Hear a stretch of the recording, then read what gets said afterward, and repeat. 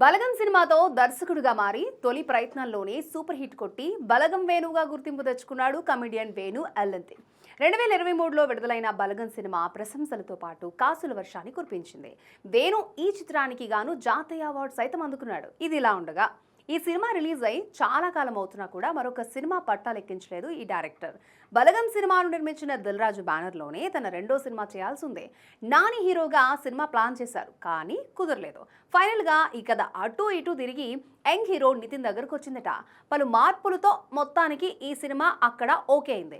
ఈ కథకు నిర్మాత దిల్ రాజు ఇప్పటికే ఎల్లమ్మ అనే టైటిల్ని రిజిస్టర్ చేసి ఉంచారు. ప్రస్తుతం నితిన్ చేస్తున్న రాబిన్ హుడ్, తమ్ముడు సినిమాలు చివరి దశ షూట్లో ఉన్నాయి. ఇక ఇప్పుడు వేణు డైరెక్షన్లో ఎల్లమ్మ సినిమాను సెట్స్ పైకి తీసుకెళ్లేందుకు రెడీ అవుతున్నాడు నితిన్.